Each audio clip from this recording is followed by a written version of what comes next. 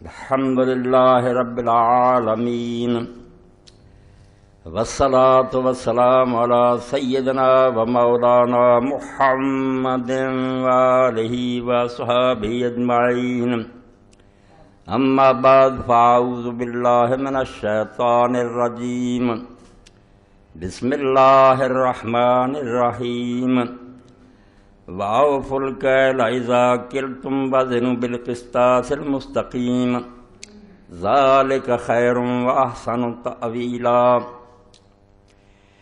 واجب الاحترام سامعین کرام، اسلامی سال کا پہلا مہینہ محرم الحرام شروع ہو چکا ہے۔ اللہ کے رسول علیہ السلام نے اس کو شہر اللہ المحرم فرمایا کہ یہ اللہ کا مہینہ ہے۔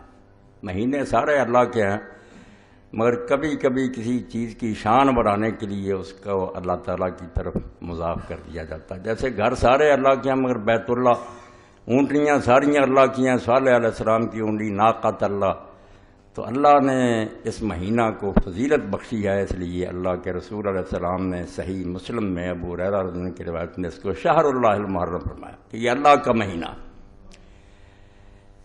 لوگ یہ چاہتے ہیں اور ایسا ہی کہتے ہیں کہ ساری دنیا کی قومیں جو ان کا سال خوشی سے شروع ہوتا ہے، اور وہ خوشی تو آپ دیکھ ہی رہے ہیں جیسے عیسائی لوگ مناتے ہیں، اور ان کی تقلید میں ہم بھی اب لگ پڑے ہیں ہوٹلوں میں شراب اور زنا اور ڈانس وغیرہ۔ یہی ہونا چاہیے، مگر یہاں ان لوگوں کی توقع اور امید کے خلاف کہتے ہیں کہ نہیں، مسلمان رونے دھونے میں لگ جاتے ہیں، نیتیں بد ہیں۔ یہ نہیں کہ کوئی نیک نیت سے یہ کہتے ہیں کہ خوشی سے سال شروع ہونا چاہیے، اصل میں لوگوں کے سینوں میں رسول اللہ صلی اللہ علیہ وسلم کی اولاد کے بارے میں بغض جو ہے وہ جم چکا ہے، اور وہ ان کی زبانوں سے بھی باہر آتا ہے، اور کتابوں پر کتابیں بھی یہ لوگ لکھ رہے ہیں۔ کوئی چھپی بات نہیں رہی کہ ایک طوفان بدتمیزی ہے جو برپا ہے۔ آپ اگر رسالوں کا اور کتابوں کا مطالعہ کریں تو حیران ہوں گے کہ حسین رضی اللہ تعالیٰ عنہ صرف کربلا میں شہید نہیں ہوئے، اب بھی مدروں میں تیروں کی اتنی بارش ہو رہی ہے کہ آدمی حیران ہوتا ہے کہ یہی لوگ جو کہتے ہیں یہ کوئی دینی مسئلہ، اگر یہ دینی مسئلہ نہیں کیوں محرم آتے ہی ہر رسالہ ہر کتاب اسی موضوع پر آتی؟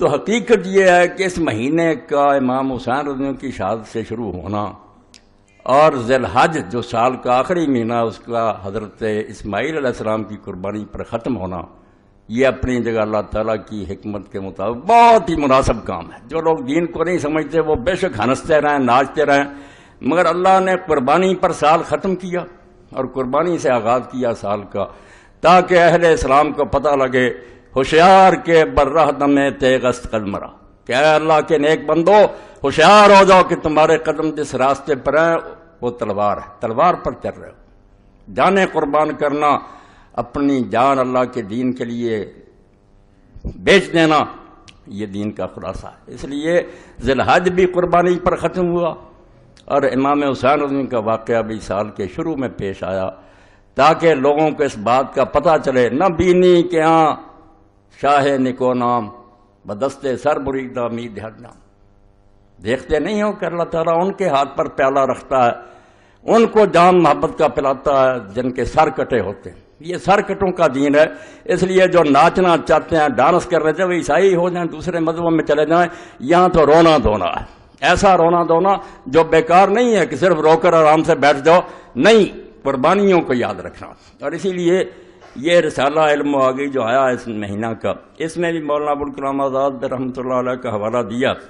بس میں ابتدا میں ہی وہ بات آپ کی خدمت میں عرض کر دینا چاہتا ہوں۔ فرماتے ہیں حضرت حسین علیہ السلام کا واقعہ کوئی شخصی واقعہ نہیں ہے، کوئی نہ سمجھے نہ میرے خطبے سے کیونکہ بات تھی جو میں سنا رہا ہوں، کوئی کسی ایک آدمی کا قصہ نہیں ہے کہ کوئی شخص تھا جو مارا گیا۔ اس کا تعلق صرف اسلام کی تاریخ ہی سے نہیں بلکہ اسلام کی اصلی حقیقت سے ہے، یعنی وہ حقیقت جس کا حضرت اسماعیل علیہ السلام کی ذات سے ظہور ہوا تھا، اور وہ بتدریج ترقی کرتی حضرت عیسیٰ علیہ السلام کی ذات کو پہنچ کر گم ہو گئی تھی، اس کو حضرت حسین رضی اللہ عنہ نے اپنی سرفروشی سے مکمل کر دیا۔ وہی بات جو علامہ اقبال رحمۃ اللہ نے فرمائی ہے، عجیب و سادہ و رنگی ہے داستان حرم، نہایت اس کی حسین ابتدا ہے اسماعیل۔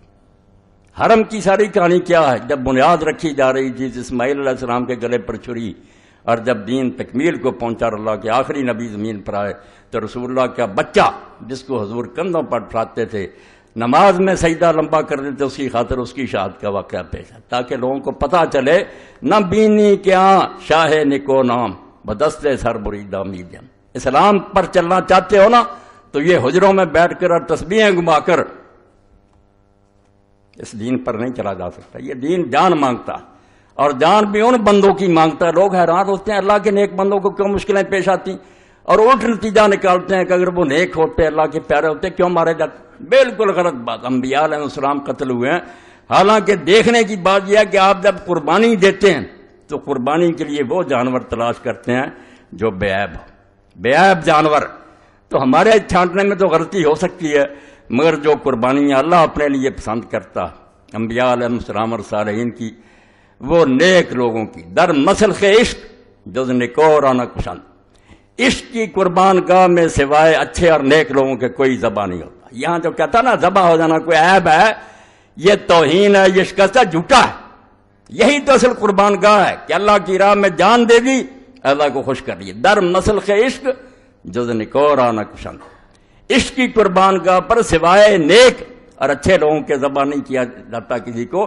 لاگر صفتنا و زشت خورانہ پسند، اللہ بالکل ان لوگوں کو اپنے راستے میں جان دینے کی توفیق ہی نہیں دیتا جن میں عیب ہوتے ہیں، خامیاں ہوتی ہیں، ان کو مردود ٹھہراتا کہ جاؤ دنیا میں عیش کرو، مزے کرو، کسی حکومت کے کاسا لیس ہو جاؤ، پیالے چاٹو اور دانش فروش بن جاؤ۔ میں دو لفظ بولوں گا، دانش فروش۔ جیسے آج ان کی بہت بڑی تعداد ہے، پڑھے لکھے ہیں، دانشور ہیں، خطیب ہیں اور صحافی ہیں، علم بیچ رہے ہیں، وقت کے حکمرانوں کو خوش کرنے کے لیے دلیلیں کر رہے ہیں، اور اس کے مقابلے میں امام حسین رضی کا قافلہ یہ جان فروشوں کا قافلہ، وہ دانش فروش ہیں، علم بیچ رہے ہیں، یہ جان بیچتے اللہ کی راہ میں کہ جو ہو سو ہو، ہم حق کو مانیں گے، کسی طاقت کے سامنے سر نہیں جھکائیں گے، اس راستے میں جو پیش آئے سو پیش آئے۔ در مسلخ عشق جز نکورانہ کشند، لاگر صفتنا و زشت خورانہ کشند۔ تو اللہ کی راہ میں جان دینے والے برباد نہیں ہوتے، وہ ہماری نظر میں ہے کہ بھائی مارے گئے۔ اللہ نے تو قرآن میں 2 جگہ کہہ دیا کہ جو اللہ کے راستے میں مارے جاتے ہیں ان کو مردانہ کو، وہ زندہ ہے۔ اب ممبر پر بیٹھنے سے پہلے ہی مجھے رسالے موصول ہوئے، وہ لوگ جو جب شکنجہ ان کے گلے میں کسا جاتا اور حقائق چھوڑو جی یہ بات اس سے کیا رہا، نہیں، آپ لوگ ون وے ٹریفک چلانا چاہتے ہیں، ایک رٹی رٹائی کہانی رسالے چھاپتے ہیں، کربلا کی کہانی ابو جعفر محمد باقر کی زبانی، یہ ہر حدیث کے پاس ہے، چھاپتے ہیں۔ اور وہ شخص جو مفسر قرآن ہے اس دور میں کہلاتا ہے، اور سعودی حکومت اس کا قرآن چھاپتی ہے، حسن البیان، مولانا صلاح الدین یوسف، وہ ایک کارنامہ سر انجام دے رہا ہے۔ یہ کتاب بھی میرے پاس اسی کی ہے، امام محمد باقر پر تہمت لگا کر کہ امام حسین کا پوتا اپنی زبانی بیان کرتا ہے، سارا واقعہ پیش کرتے۔ اور یہ صلاح الدین یوسف صاحب کا میں گناہ نہیں سمجھتا، پچھلوں نے بھی یہ بہت بڑا جرم کیا ہے کہ امام محمد ابن جریر الطبری نے اپنی تاریخ میں یہ پورا قصہ لکھا، حافظ ابن حجر رحمۃ اللہ علیہ نے تہذیب التہذیب میں اس کو نقل کیا، اور اپنی کتاب صحابہ میں اس کو درج کیا۔ اب ایک شخص کہتا ہے جب امام محمد باقر جو زین العابدین کے بیٹے، وہ سنا رہا ہے کہ حسین رضی اللہ عنہ کو بہت لوگوں نے روکا مگر وہ بعد نہیں آئے۔ راستے میں جب ان کو پتا چلا کہ مسلم ابن عقیل شہید کر دیے گئے ہیں تو انہوں نے لوٹنے کا ارادہ کیا۔ چچا زاد بھائیوں نے ضد کی کہ نہیں، ہم تو انتقام لے کے لوٹیں گے، اس لیے امام حسین بھی مجبور ہو گئے کہ تمہارے بغیر تو کوئی مزہ نہیں زندگی کا۔ ان کی ضد کی وجہ سے آگے چلنا پڑا، اور بعد میں جا کر وہاں منت سماجت کرتے رہے کہ 3 شرطیں مجھے یزید کے پاس بھیج دو، بھائی میں اس کے ہاتھ میں ہاتھ رکھ دیتا ہوں۔ یہ کہانی یہ لوگ لکھ لکھ کر اور امام محمد باقر کا نام لے کر شائع کرتے ہیں۔ اب ہر شخص کہتا ہے یار جب ان کی پوتے کہہ رہے ہیں تو حقیقت اس جہاد کی کچھ بھی نہیں، یہ کہہ دیں آپ نادانی اور بے وقوفی سے مارے گئے ہیں، ورنہ اس کا کوئی جہاد سے تعلق ہی نہیں، نہ یہ کوئی شہادت ہے۔ وہ تو جان بچانا چاہتے تھے، کہتے لے چلو مجھے، میں یزید کے ہاتھ میں ہاتھ رکھ دیں۔ یہ سب باتیں آپ پڑھتے بھی ہیں، سنتے بھی ہیں، اور تاریخ جو ہے زیادہ سے زیادہ مہربانی کرتی ہے کہ کوفہ کے کچھ لوگ سے بے ایمان اور بددیانت انہوں نے امام حسین رضی اللہ عنہ کو خط لکھے، امام ان کے ورق میں آ گئے، ان کے دھوکے میں آ گئے، بعد میں راز کھلا کہ یہ تو سب مکار اور فریبی ہیں، پھر آپ پچھتاتے رہے۔ نتیجہ کیا نکلا؟ کچھ بھی کہ امام حسین رضی اللہ عنہ انہوں نے نتیجہ یہ نکالا پوری کتاب میں، رسومات محرم الحرام اور ثانیہ کربلا، کہ امام صرف فوت ہوئے ہیں ایک اپنی ناجائز غرور اور گھمنڈ کی وجہ سے کہ سمجھتے تھے میں رسول اللہ کا نواسا ہوں اس لیے بہتر ہوں. یہ نسلی غرور ان کو لے ڈوبا. میں یہ کتاب آپ کے سامنے پیش کر رہا ہوں، لے کر پڑھیں. اور یہ ہر مولوی کے پاس ہے، جتنے نا اہل حدیث علماء سب کے پاس یہی ہے. اسی کو رٹے طوطے کی طرح دہراتے رہتے ہیں. کسی کو توفیق نہیں کہ نکال کر دیکھے کہ یہ باتیں کچھ صحیح نہیں ہیں. تو امام حسین رضی اللہ عنہ جی کہتے تھے کہ مجھے لے چلو میں بیعت کر لیتا ہوں، مگر دوسری بات جو بیوقوفی کی وہ عبید اللہ بن زیاد نے کی کہ اس نے ضد کی کہ پہلے میرے ہاتھ پر بیعت کرو پھر دمشق لے کر جاؤں گا. تو امام نے خام خواہ ایک ناجائز بات کہی کہ نہیں تیرے ہاتھ گورنر پر بیعت نہیں کروں گا، وہاں میں کروں گا. صرف اتنی بات پر عبید اللہ کہنے لگا نہیں آئینی بات ہے، میں گورنر میرے ہاتھ پر. یعنی یہ امام حسین رضی اللہ عنہ کو ایک احمق ضدی اور مغرور آدمی ثابت کیا جو خام خواہ اپنی جان دے گیا، ورنہ کچھ حقیقت نہیں.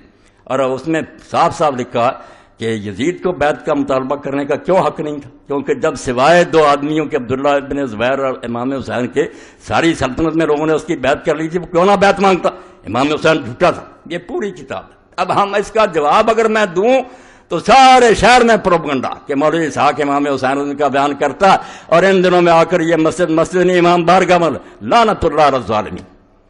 اللہ کے نامراد ظالم بندو، یزید کی حمایت میں تم کتابیں لکھو. امیر المومنین یزید رحمۃ اللہ علیہ جگہ جگہ اس میں لکھا.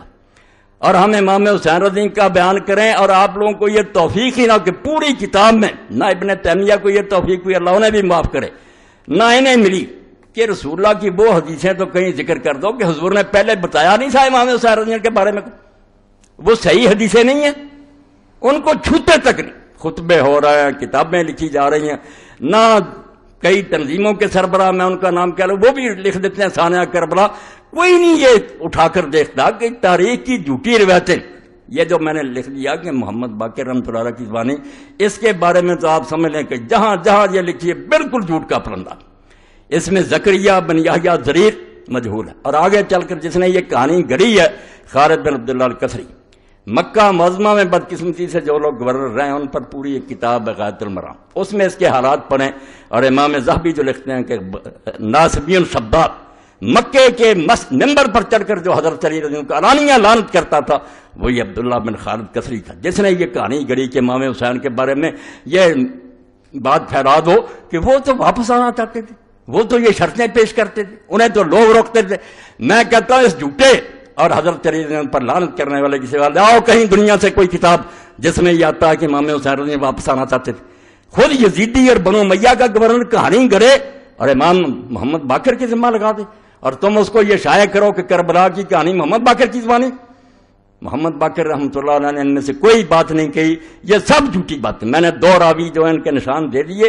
اصل سند جو ہے وہ تبری میں جہاں سے پتہ چلتا، باقی انہوں نے بلا سند کی نقل کر دی نا کیسا ایسا. شروع کہاں سے ہوتی ہے، کون بیان کرتا؟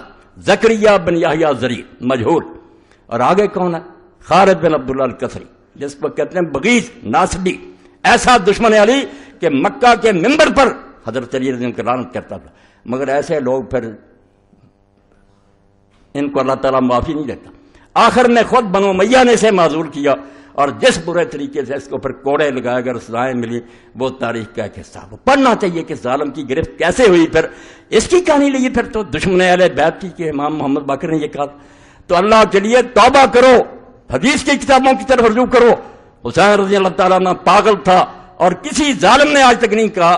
اور یہ بات جو اس کو بیان نہیں کیا کہ کوفہ بلانے والے تھے کون.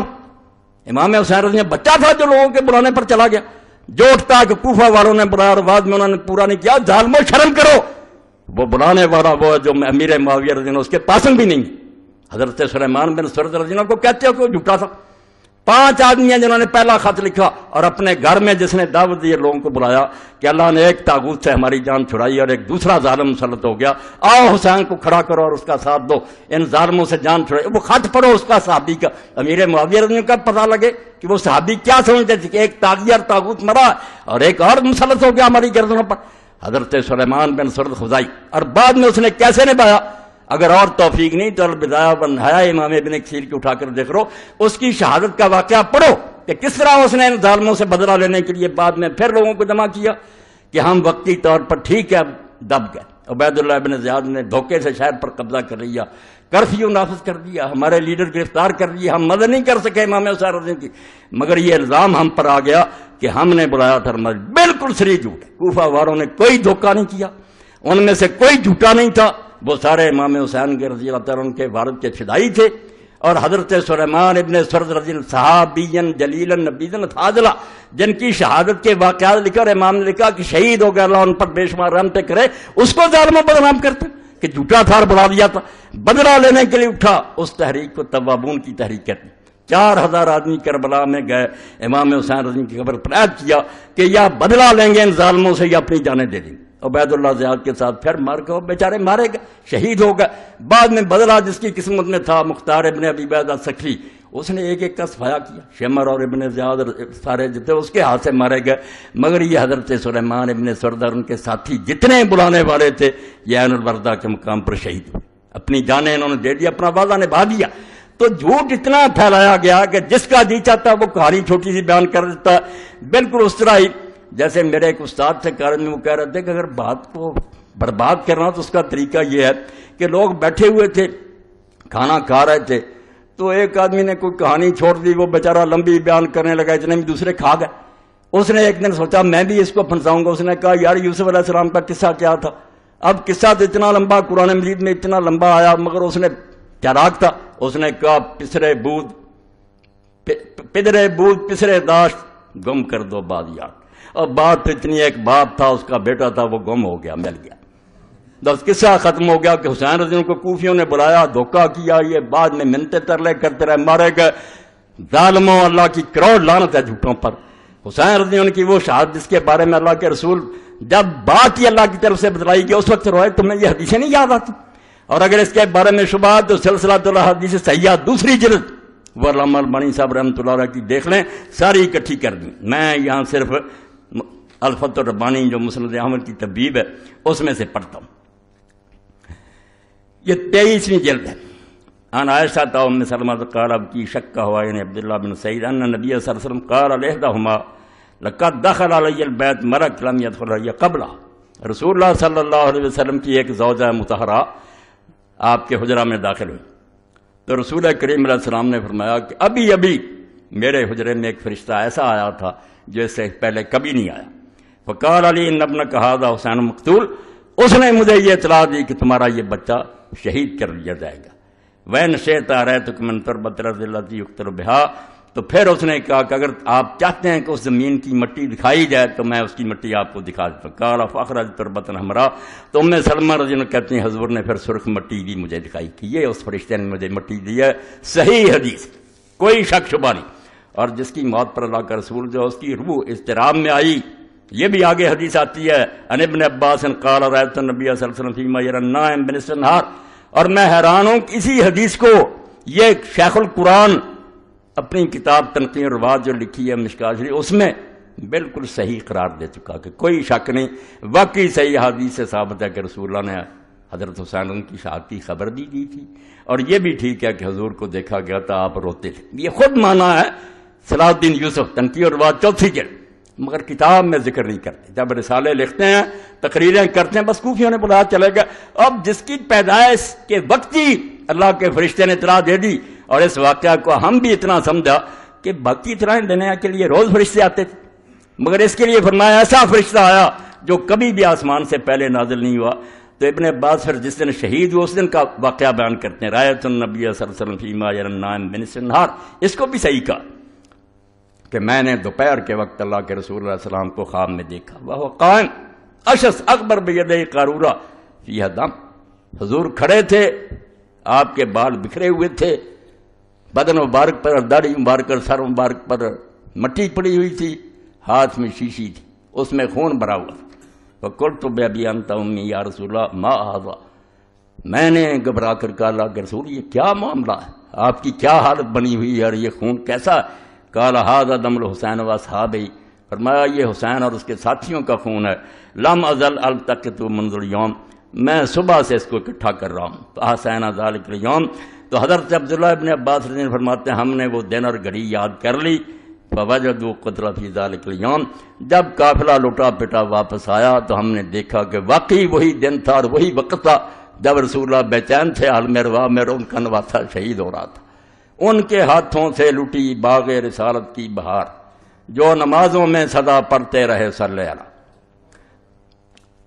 اور آئے گا وقت آپ دیکھیں گے کہ وہ ظالم جن کے بارے میں یہ سارے تنظیموں کے سربراہ، نہیں جی شمر جو تھا وہ تو ان کا اعلی کار نہیں تھا، اہلکار تھا۔ اس نے لکھا کہ شمر اور دوسرے جو وہ کیا غلط کر رہے تھے، وہ ایک حکمران کے اہلکار تھے، وہ اپنے امیر کی اطاعت کر رہے تھے، ٹھیک کر رہے تھے امام حسین رضی اللہ عنہ کو۔ ساری کتاب ظالم نے ایسی لکھی ہے۔ اور حال یہ علم کا، میں اس لیے خطبہ اردو میں کرا رہا ہوں کہ یہ لاہور پہنچایا جائے، یہ صلاح الدین یوسف صاحب کو دیا جائے کہ آپ کے علم کا حال یہ ہے کہ 19 صفحہ پر آپ نے لکھا ہے یہ تعزیہ کی مذمت کرتے ہو، تعزیہ غلط ہے تو ٹھیک ہے غلط ہے، مگر حدیث دیتے ہیں، حدیث میں آتا ہے اوپر لکھ رہا تعزیہ پرست حضرت حسین رضی اللہ عنہ کی مصنوعی قبر بناتے ہیں اور اس کی زیارت کو ثواب سمجھتے ہیں، حالانکہ حدیث میں آتا ہے، یہ یاد کر لو، حدیث میں آتا ہے، میں پڑھوں گا حدیث۔ اور ادھر کون نہیں جانتا کہ اللہ کے رسول اللہ علیہ وسلم کی متواتر حدیث ہے کہ اگر کسی نے میرا نام لے کر کوئی بات کہی جو میں نے نہیں کی، اس کا ٹھکانہ جہنم ہے۔ اب اس کو بھیج دینا، خط بھی لکھو اور یہ کتاب کا حوالہ دے کر بھی لکھو کہ جہاں یہ حدیث دے حوالہ بھی سن لینا، من زار قبرا بلا مقبور فکانما عبد السن، جس نے ایسی خالی قبر کی زیارت کی جس میں کوئی میت نہیں تو گویا اس نے بت کی پوجا کی۔ رسالہ تنبیہ الظالین از مولانا اولاد حسن وارد نواب صدیق حسن خان رحمہ اللہ تعالی۔ اب پوچھے یہ کوئی حدیث کی کتاب، نہ صحابی نہ سند نہ کوئی، آپ نے حدیث کہا تعزیہ کی مذمت کے لیے، تعزیہ کا رد آپ کرتے رہتے، مگر یہ تعزیہ کا رد کرنے کے لیے یہ کہ حدیث میں ہے، اور تنبیہ الظالین جو رسالہ لکھا نواب صاحب کے والد نے اولاد اس میں ہے۔ بھائی نواب صاحب کے والد نے کوئی لکھا، کون صحابی بیان کرتا، کہاں ہے کس کتاب میں؟ آپ موضوعات کی کتابیں بھی چھان جائیں جو منکرد حدیثوں پر، ان میں بھی نہیں ہے یہ بات۔ تو ایک شیخ القرآن جس کی تفسیر سعودی حکومت تقسیم کرتی حاجیوں میں، اس کا حال یہ کہ حدیث لکھتا ہے سرے سے اس کا نام و نشان نہیں، بالکل نہیں۔ آپ یہ ضرور پہنچائیں۔ آگے جا کر پھر چلتے ہیں، ابن تیمیہ بھی یہی غلطی کر گئے، ابن کثیر نے بھی کی، اور یہ بھی کرتے ہیں۔ ہر سال میں کہتا ہوں نہ جامعہ سلفیہ میں سے کسی کو عقل آتی ہے کہ وہ سوچے کہ بخاری شریف کے بارے میں جو کہتے ہو کہ اس میں یہ حدیث آتی، صحیح بخاری میں عبداللہ بن عمر رضی اللہ عنہ سے مروی ہے کہ حضرت صلی اللہ علیہ وسلم نے فرمایا جو فوج سب سے پہلے قسطنطنیہ کا غزوہ کرے گی وہ مغفور یعنی بخشی بخشائی۔ اس حدیث پر تو انشاءاللہ بات ہوگی، مگر عبداللہ بن عمر رضی اللہ عنہ سے دنیا کی کسی کتاب میں کوئی نکال کر دکھا دینا، یہ ان سارے شیخوں کے سامنے یہ رسالے چھپتے ہیں، اوپر لکھا ہوتا ہے ایڈیٹوریل اسٹاف میں کہ ہم سارے شیخ اس رسالوں کے دیکھتے ہیں۔ بھئی آپ نے نکال کر دیکھا ابن تیمیہ سے غلطی ہو گئی، واقعہ تو ام حرام رضی اللہ تعالیٰ کا، ایک عورت ہے اس کی راوی صرف حضرت ام حرام بن ملحان رضی اللہ بنت ملحان رضی اللہ، اور کسی سے نہیں، دنیا جہان میں جتنی کتابیں نا کسی دوسرے صحابی نے اس کو روایت نہیں کیا، ام حرام بنت ملحان، مگر یہ صاحب لکھا ہے صحیح بخاری میں، اور ساتھ حوالہ بھی ہے صحیح البخاری الجہاد وسیر باب ما قیل فی قتال الروم۔ تو جہاں سے دیا وہاں ہر شخص اٹھا کر دیکھ لے کہ وہاں ابن عمر کا کہیں نام آتا ہے۔ جن لوگوں کی حالت یہ ہے کہ نہ توفیق ہے کہ کتاب جس سے لکھ رہے ہیں اس کا بھی پتہ نہیں، عبداللہ بن عمر رضی اللہ عنہ کا وہاں کوئی ذکر نہیں آتا۔ اس حدیث کے بارے میں بات تو شاید کبھی موقع ملے، مگر میں ضمناً کہہ دوں کہ بے شک یہ بخاری میں ہے، مصنف عبدالرزاق میں، مگر کون بیان کرتا؟ شروع سے لے کر سارے شامی ہیں، کوئی مکے کا، مدینے کا، عراق کا، دنیا کے کسی مسلمان ملک میں کسی کو خبر نہیں ہے کہ حضور نے یہ اطلاع دی تھی، صرف شامی بیان کرتے ہیں۔ جہاں دارالحکومت تھا معاویہ رضی اللہ عنہ کا، بعد میں یزید اور ان کی ساری اولاد، کلہم شامیون، پہلے سے لے کر آخری راوی تک سب شامی، اور شامی بھی کیسا؟ سور بن یزید القرائی، جو مدینے امام مالک صاحب نے کہا کوئی اس کے پاس نہ بیٹھے، نہ اس کی روایت لکھے، بیماری کیا تھی وہ بھی ناسبی تھا، جیسے وہ خالد بن عبداللہ کا بنایا نا مکے کا گورنر جو علی کو گالیاں دیتا، اس کا بھی یہی کام تھا کہ حضرت علی کو کہتا تھا میں اس کو پسند کر سکتا ہوں جس نے میرے دادے کو قتل کیا تھا، میرا دادا جنگے سے۔ بھائی ایسے دشمنان اہل بیت کی حدیثیں لیے پھرتے ہو، جب اصول یہ ہے سارے جانتے ہیں کہ کوئی آدمی اگر ایسی حدیث روایت کرے کہ اس آدمی کا تعلق کسی خاص گروہ سے ہو اور اس کے علاوہ اس کی کوئی تائید نہ کرے، یہ ساری امت کا مسلمہ اصول اور عقل کی بات ہے، وہ بات نہیں لی جاتی۔ وہ تو اس گروہ کا آدمی، اس نے تو کہنا کوئی غیر جانب بیان کرے، اسی لیے علماء نے یہ اصول بیان کر دیا کہ اگر کوئی شیعہ ایسی حدیث حضرت علی رضی اللہ عنہ کی شان میں یا اہل بیت کی شان میں بیان کرے جو دوسرے کسی مسلمان نے بیان نہ کی ہو تو بے شک وہ سچا اور دیانتدار، ہم نہیں اس کی بات مانیں گے۔ شبہ ہے کیونکہ اس کا یہ عقیدہ اور مسلک ہے، اس کی حمایت میں گڑ لی ہوگی۔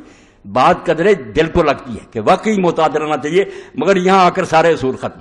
سور بن یزید الکلائی کا نکال لیں ترجمہ، اگر یہ حدیث سے دشمنی رکھنے والا نہیں تھا میرے ذمہ لگائیں.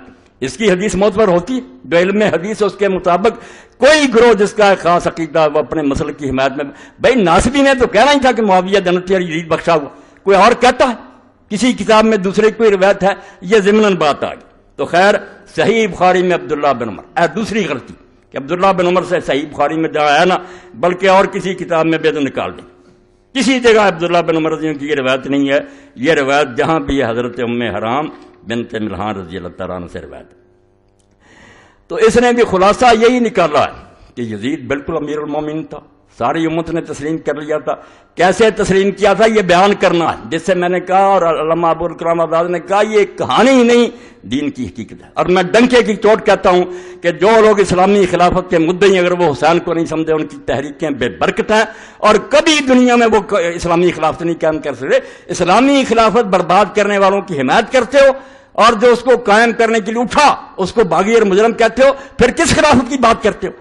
اپنے دعوے کے خلاف تم غلط باتیں کرتے ہو. ایک طرف خلافت کے مدعی ہو، دوسری طرف جنہوں نے خلافت کو بدل کر ملوکیت میں تبدیل کیا اور ایسے ظالمانہ طریقے سے بیان کیا. میں یہ حقائق اس لیے لکھوانا چاہتا ہوں، میں نے اس بارے میں جو پڑھا دکھ تو یہ ہے کہ میں اس کو لکھوا نہیں سکا. آپ اس پر کتاب نہیں لکھ سکا، ورنہ اس پر ایک مبسوط کتاب ہزاروں صفحوں میں لکھنی چاہیے. یہ کوئی واقعہ، یہ اسلام کا ایک روشنی کا منار ہے. اگر یہ ڈھہ گیا اور حکومتیں چاہتی ہیں کہ اس کو گرا دیا جائے، یہ تو پیغام ویسے ہی دے دیتے نا کہ امام حسین رضی کی قربانی، ورنہ ظالم مسلمان حاکموں کے لیے حسین ایٹم بم ہے. اگر وہ روح امت میں پیدا ہو جائے کہ برے کے سامنے سر نہیں جھکانا چاہیے، طاقت کوئی چیز نہیں ہے، حق کا ساتھ دینا چاہیے. اور اس میں یہ بھی نہیں دیکھنا چاہیے کہ آدمی تھوڑے ہیں ساتھ یا زیادہ نہیں، جتنے ہوں لے کر میدان میں نکلتے. جو سبق ہے جو ان لوگوں کے لیے تو موت ہے، یہ امام حسین رضی کے جن پر کیسا پیغام دے سکتے ہیں؟ رسمی طور پر سیکرٹری لکھ دیتے ہیں، بیان کرتے ہیں. حسین رضی اللہ تعالیٰ عنہ کے واقعہ میں یہ کہتا ہوں کہ کچھ لوگ پوچھتے ہیں یزید جو تھا وہ اپنی ماں بہن سے زنا کیا، جھوٹ بات. ایسی باتوں کی ضرورت نہیں، نہ ہمیں یزید کو کچھ برا بلا کہنے کی ضرورت ہے کہ اس میں یہ برائیاں تھیں. برائی سب سے بڑی یہ ہے جو اللہ کے رسول علیہ السلام نے فرمائی تھی کہ اول من یبدل سنت رجل من بنی امیہ. اصل اعتراض میرا یہ ہے جو اصولی ہے، ہمیں کوئی اس سے بحث نہیں، وہ شراب نہ پیتا نماز نہ. جس طریقہ سے یہ خلافت بنی ہے میں مولانا ابو الکلام آزاد رحمۃ اللہ علیہ کے حوالے دوں گا اس سلسلے میں، کیونکہ وہ نایاب ہے. وہ میرے بچے نے کوشش کی اور بڑی محنت سے اس نے وہ کرمی جو تھے فوٹو اسٹیٹ کرا کے لایا، بڑی محنت کیا. جعفر بچے نے اس بارے میں آزاد نے لکھا کہ بنو امیہ کی حکومت غیر اسلامی اور خالص کفر جلی پر مبنی، کفر جلی کا ننگا کفر، کہ تشدد سے اور زبردستی سے جو حکومت بنوائی جائے اور جب زبردستی جو مسلمانوں کے تخت پر بیٹھ جائے وہ فرشتہ بھی ہو تو شیطان ہے. کوئی حق نہیں، مسلمان امت کا حق ہے کہ اپنے لیے اپنا قائد چنے. ایک شخص زبردستی بیٹھ جاتا ہے اور بعد میں بیعت لیتا ہے، یہ خود اتنا بڑا گناہ اور جرم ہے کہ اس کے ہوتے وہ شراب نہ پیے، زنا نہ کرے، نمازی ہو، دیندار حاجی ہو، انتہا درجے کا بدماش ہے. اس کو کس نے کہا تھا کہ امت کا تخت جو ہے غاصبانہ؟ اس پر آ جائیں گے حوالے کہ صحابہ کی گردنوں پر کیسے تلواریں رکھی گئی، کس طرح بیعت لے گی، جس سے پتہ چلے گا کہ اس سے زیادہ قیامت اس وقت اسلام پر جو آئی تھی نہیں آ سکتی. امیر معاویہ رضی نے اس سلسلے میں جو کردار ادا کیا، جو رشوت سے ہاتھ میں آ گئے، پیسہ دیا، جو تلواروں کے ذریعے ڈرائے جاتے تلواریں ان کے سروں پر لہرائی گی. اس لیے مسجد مدینہ میں جو بے حرمت بخاری شریف میں سناؤں، اللہ کے لیے تم ہمدردی کرو امام حسین سے جس کے بارے میں رسول اللہ کا دین پایا گیا اور اس کی موت سے پہلے حدیث پاک میں یہ بھی آتا ہے. وہ سارے علامہ البانی صاحب نے اکٹھے کر دیے کہ حضرت علی رضی اللہ فرماتے ہیں حجرے میں داخل ہوئے، رسول اللہ کے آنسو بہ رہے. فرمایا یا رسول اللہ آپ بچے کو اپنی گود میں کھلا بھی نہ، رو رہے ہیں. فرمایا ابھی خبر دی گئی کہ یہ بچہ شہید کیا جائے. آپ نے کبھی نام نہیں لیا، ان حدیثوں کا حوالہ نہیں دیا. اتنا بغض اور کینہ ہے کہ تاریخی جھوٹ. اور میں نے جو آیت پڑھی شروع میں کہ جب تولو تو پورا تولو اور صحیح ترازو کے ساتھ تولو، بعض لوگوں کو سمجھ نہیں آئی وہ قرآن پر. میں نے اس لیے پڑھی کہ اسی شیخ القرآن نے خلاف تو ملوکیت کی شرعی حیثیت لکھی، مولانا مودودی صاحب کی کتاب پر تبصرہ کیا اور اس میں یہ بات کہی کہ ہم مانتے ہیں کہ صحابہ کرام سے بڑے بڑے جرم ہوئے. اس نے دوسروں والا راستہ نہیں اختیار کیا، سیدھا کان پکڑا کہ غلط کام ہوئے. ان کو بیان کرنا بھی جائز ہے، قرآن و حدیث میں بیان ہوا، کیوں نہ بیان کیا جائے؟ مودودی سچا، مگر بیان جو ہونا چاہیے وہ صحیح حدیثوں سے ہونا چاہیے، صحیح روایتوں سے ہونا چاہیے. بس یہاں آ کر اس نے نا بات ختم کی اور بات ٹھیک ہے. کہتا جرم بھی ہوئے ہیں، بیان کرنا بھی گناہ نہیں ہے، کوئی توہین نہیں ہے، حقیقت بیان ہونی چاہیے. مگر روایت جو ہے پوری احتیاط سے لینی چاہیے. میں یہی کہتا ہوں اسی ترازو سے صلاح الدین صاحب توڑنا چاہیے تھا. آپ نے جتنی امام حسین کے بارے میں لکھی کہ وہ واپس آنا چاہتے تھے, ان کو صحابہ روکتے تھے, ابن عباس میرا چیلنجر کئی مرتبہ میں نے کہا کہ ایک صحابی کا روکنا بھی کوئی شہادت کرے مجھے پھانسی پر لٹکا دو. تم بنو امیہ کی گڑی ہوئی روایتیں کہ امام حسین کے جہاد کو برباد کر دیا جائے, وہ خالد بن عبداللہ کسری جو علی پر لعنت کرتا تھا ممبر مکہ پر, اس کی روایتیں بیان کر رہے ہیں. کہاں گیا وہ معیار جو بات تم نے کہی تھی 100% ٹھیک. اور میں یہی کہتا ہوں کہ اگر مودودی صاحب کی کتاب میں کچھ چیزیں نہیں ماننی چاہیے, مگر میں نے جو اس پر حاشیہ چلایا صلاح الدین یوسف صاحب کی کتاب پر ایک ایک لفظ پر صحیح حدیثوں کے دے دیے میں نے صفحے سے کہ کس بات کا انکار کرتے, کون سی بات مودودی نے اپنی طرف سے کہی ہے. اگر تاریخی حوالے نہیں صحیح ٹھیک ہے, انہوں نے لکھی تاریخ کی مدد سے, آؤ میں حدیث سے ثابت کرتا ہوں. یہی علی پر ممبروں پر لعنت کرنا, امیر معاویہ رضی اللہ عنہ کا صحیح حدیثوں سے پیش کرتا ہوں. وہ اگر حاشیے چھپ گئے تو اس بارے میں اتمام حجت ہو جائے گا, کوئی آدمی نہیں بول سکتا, زبانوں پر مور لگ جائے گی. ایک ایک لفظ کی میں نے خبر لی ہے کہ کیا دیکھ رہا, ایک طرف معیار بناتا ہے کہ صحیح روایت سے کام لینا, پھر ساری جھوٹی روایتیں اپنے حق میں جتنی جھوٹی جاتی ہیں وہی تبڑی وہی ابن اسیر پھر معتبر ہو جاتے ہیں. اور ان سارے جھوٹوں کا حال یہ کہ جن کتابوں کو کہتے رہتے ہیں جھوٹ کا پڑھنا, جب الو سیدھا ہوتا کہ امام حسین واپس آنا چاہتے تھے شرطیں, پھر وہی کتابیں معتبر ہو جاتی.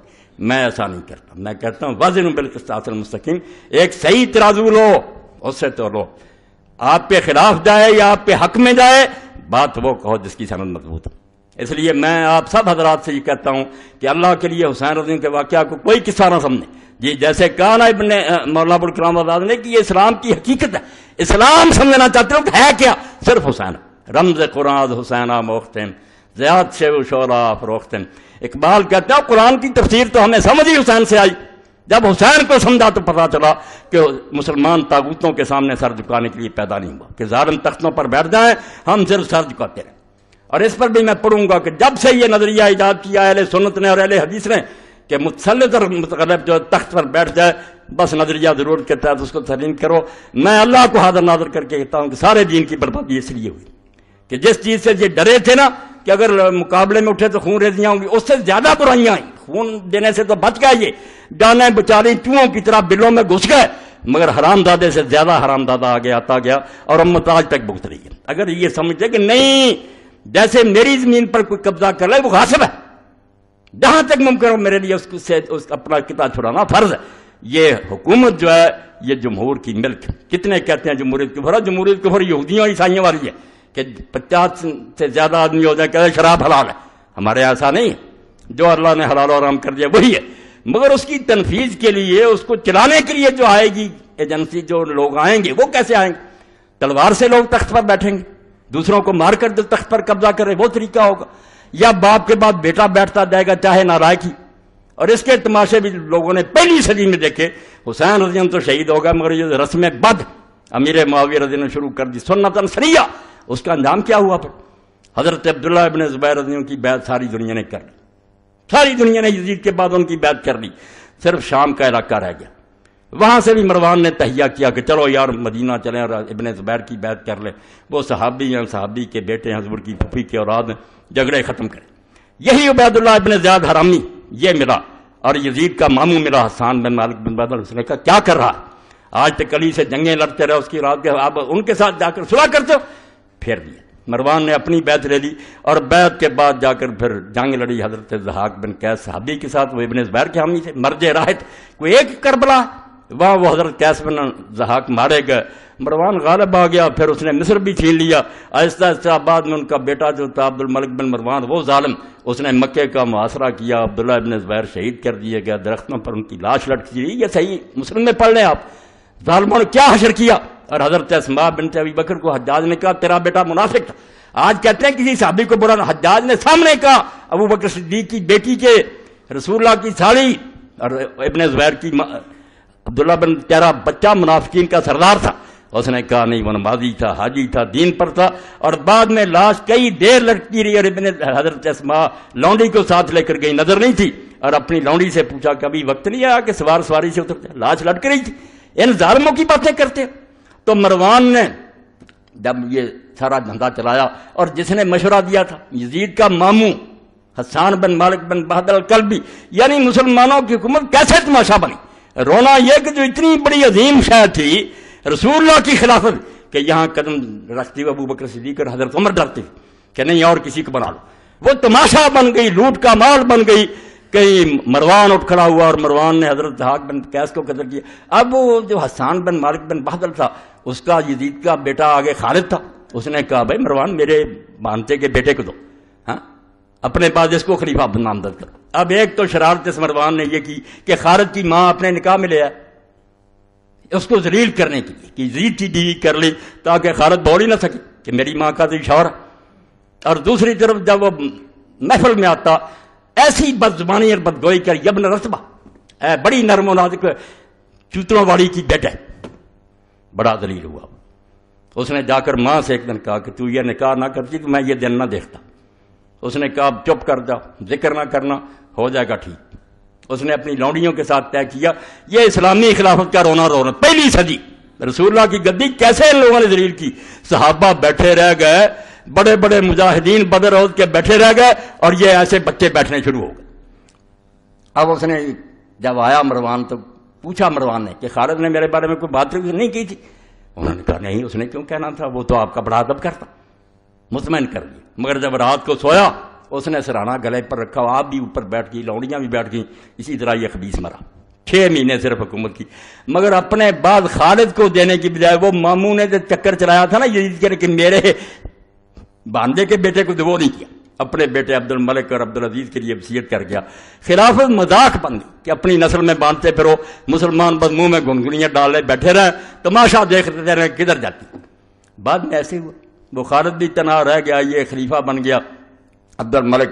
عبد الملک نے اب کیا چچا کا لڑکا تھا عمر بن سعید اشدق، جس کے بارے میں امام شوکانی لکھتے ہیں کہ آج تک اسلام کی آنکھیں رونے سے بند نہیں. جو ظلم اور اس نے کیے خبیث نے اسلام کی آنکھوں سے آج تک آنسو ٹپک رہے ہیں. ایسے ظالم مسلط کیا میرے معاویہ اور یہ ایک حسین کی بات ہے. حسین بیچارہ کیوں نہ میدان میں آتا، اس نے دیکھا کہ آج رسول اللہ نہیں ہے، آج علی نہیں ہے، آج حسن نہیں ہے، میں ہی حضور کا جانشین. اور یہ سارے سمجھتے ہیں کہ ساری دنیا اگر بیعت کر رہے تو انہیں نہیں ٹھنڈ پڑ سکتی. یہ توقع کرتے ہیں کہ رسول اللہ کا بچہ بیعت کرے. میں اگر یہ اعلان کر دوں کہ یہ خلیفہ برحق ہے، نمازیں نہ پڑھنے والا، شراب پینے والا، تو میں نے تو رسول اللہ کا دین جو اس کی بیع کر دی، حضور کا دین جو اپنے ہاتھ سے دفن کر دیا. میں جان دے سکتا ہوں، میرے بچے مارے جا سکتے ہیں، میری بچیاں شہروں میں گھمائی جا سکتی ہیں، مگر میں یہ بات نہیں مان سکتا. ایسا نہیں ہو سکتا. کانپ اٹھے ارض و سما، دشت و جبل تھرا اٹھے، خاک پر جس وقت تڑپا فاطمہ کا لاڈلا. آج میرے تمہارے لیے تو حسین ایک نام ہے، مگر اس صدی کے لوگ تو جانتے تھے کہ یہ رسول اللہ کا کیا تھا. حضور کس طرح اپنے پہلو میں بٹھاتے تھے، دعائیں کرتے ہیں اللہ میں حسن اور حسین سے محبت کرتا ہوں، تو بھی ان سے محبت رکھنے والوں سے محبت رکھ. اور کسی موقع پر فرمایا کہ ابھی فرشتہ نازل ہوا جس نے کہا کہ یہ دونوں جنت کے جوانوں کے سردار ہیں. ذکر ہی نہیں کی. یہ کتاب میں اور رسالے آ رہے ہیں، حرام ہے اگر ذکر کریں کہ حضور نے خبر نہیں دی تھی. فرشتہ کیا شہید ہوا، سن لیں، ان سے مطالبہ کریں کہ مولا یہ حدیث نہیں پڑھی، حضرت ابن عباس نے رسول اللہ کو اس طرح غمگین نہیں دیکھا. اور حضور نے فرمایا کہ فرشتے نے اطلاع دی کہ یہ دونوں جنت کے جوانوں کے سردار ہیں. اگر اس طرح کے احمق اور متکبر اور مغرور ہیں، صرف نسلی غرور میں پھنسے ہوئے مرتے پھرتے، کس لیے جنت کے سردار ہیں؟ حضور کے زمانے میں تو بچے تھے. کیا کارنامہ انہوں نے کیا کہ حضور نے یہ سرٹیفکیٹ دیا؟ اگر ان کے یہ کارنامے غلط ہیں تو کیوں حضور نے کہا جنت کے جوان؟ پھر تو یہی بات ہوگی نانے نے اپنے نواسوں کی تعریف کر دی، معذلہ دین تباہ ہو جائے گا. اور یہ بھی کہا کہ ان کی ماں فاطمہ جنت کی عورتوں کی سردار ہے. اور ساتھ ہی یہ کہا، بچے نے سن کر جا کر پھر ایک عالم دین سے پوچھا کہ یہ بھی کبھی پڑھا؟ انہوں نے کہا یہ نہیں پڑھا. اس نے جب کہا نکالو سلسلہ طلب، انہوں نے کہا یار آپ کی وسعت سے یہ حدیث بھی میرے علم آ گئی، میرا نہیں بتایا کہ آپ نے فرمایا یہ دونوں جنت کے سردار ہیں، وابوہ خیر منہما، اور ان کا باپ ان دونوں سے بھی بہتر ہے. اور ایک دن رسول کریم علیہ السلام آئے، رات کا وقت تھا، حضرت فاطمہ رضی کے گھر میں تھے، بچہ جاگا، اس نے پانی مانگا، دوسرے میں بھی جاگ پڑے، حضرت حسن حسین دونوں، دوسرے میں مانگا. حضور پہلے کو دینے لگے تو حضرت فاطمہ رضی نے کہا کہ رسول اللہ آپ کو یہ زیادہ پیارا؟ فرمایا نہیں زیادہ پیارا نہیں، دونوں نے مانگا مگر اس نے پہلے مانگا. اور اس وقت کہا کہ کیا فاطمہ تم اس پر خوش نہیں ہو کہ تمہارا خامد اور تمہارے دونوں بچے وہاں ہوں گے جہاں جنت میں ہوں گا. ایسے لوگوں کے بارے میں زبانیں دراز کی ہیں، رسالے لکھتے ہو اور ہم اگر جواب دیتے ہیں چلاتے ہیں. رسالے دے دوں گا آپ لوگوں کو اور یہ کتابیں بھی دے دیں، جھوٹی، سر سے پاؤں تک جھوٹی ہیں. اور وہی خرافات اکٹھی کی ہیں جن کتابوں کہتے رہتے ہیں جھوٹ کے پلندے، ان کا ہی سہارا لیتے ہیں. بھائی حدیثوں کی طرف آؤ. صحابہ کرام نے کیا کہا تھا؟ لوگوں نے یہ بات سنی، حضرت عبداللہ ابن عمر جن کا حوالہ دیا ان کا تو یہ تاثر تھا صحیح بخاری میں کہ ان سے ایک عراقی نے پوچھا کہ اگر کوئی آدمی حالت احرام میں مکھی مار لے یا مچھر ہے اس کا کیا حکم ہے؟ تو آپ نے پوچھا کس عراقی کا ہے؟ اس نے کہا عراق کا۔ فرمایا شرم کرو، تم نے اللہ کے رسول کے بچے کو ذبح کر دیا چھری کے ساتھ، حالانکہ میں نے اللہ کے رسول سے سنا تھا ہمارا ریحانۃ آیا میرا دنیا، کہ اس دنیا میں یہ دونوں میرے گلاب کے پھول ہیں، گلاب کے پھولوں کی پتیاں تو تم نے مسل دی، حسن کو زہر دے دیا، حسین بیچارہ میدان میں مارا گیا، یہ سلوک کیا تم نے، اور اب مچھر کے بارے میں پوچھتے۔ یہ ذکر ہی نہیں کرتے کہ اللہ کے رسول نے حسین کا مرتبہ کیا بیان کیا، اور اس کی توضیح بیان کرو کہ کیا جہاد انہوں نے کیا جس کی وجہ سے آپ نے جنت کے جوانوں کے سردار کا۔ اگر یہ غلط کام ہے، صرف کوفیوں نے انہیں بیوقوف بنایا تھا، اور کوفیوں میں سے ان کو کسی کو نصیب نہیں کہ حضرت سلیمان بن سرد کا پتہ کرے کہ وہ صحابی رسول۔ اگر صحابہ کا آپ کو اتنا لحاظ ہے، صحابی جلیل نبیل فاضلہ، ان کی شہادت کا پڑھو، انہوں نے بلایا، انہوں نے بعد میں خون کا دو رہ گئے تھے حسین اور ابن زبیر، چلو تیسرا سلیمان بن سرد کو تو ملاؤ، ہاں اس کا تو ذکر کرو کہ وہ بھی تھا، حالانکہ ذکر آگ پہ سامنے آ جائے گا، کوئی نہیں مانتا تھا، کسی نے اس حکومت کو نہیں مانا تھا۔ صحابہ کیوں چپ تھے وہ بھی بتا دوں گا، اہل سنت کے علماء بتائیں گے جب تلوار سر پر کھڑی ہو تو دین اجازت دیتا ہے۔ کچھ لوگ آسانی کا راستہ اختیار کریں، اس لیے جس کو کہتے ہیں وہ بہت محقق گزرا ابن خلدون، اس نے کیا کرا کہ یزید کے فسق میں تو کوئی شبہ نہیں، فاسق فاجر تھا، اب راستے دو ہو گئے۔ کوئی صحابہ نے کہا اللہ کی طرف سے مصیبت پڑ گئی ہے، صبر کرنا چاہیے اور اللہ سے دعائیں کرنی چاہیے۔ امام حسین ابن زبیر نے کہا نہیں، یہ کوئی راہ نہیں ہے، عظیمت کی راہ یہ ہے کہ میدان میں آنا چاہیے۔ یہ وہ مانتا کہ یہ فاسق ہو گیا تھا، بدکار ہو گیا تھا، اس لیے دونوں گروہ مانتے تھے کہ یہ بدکار ہے۔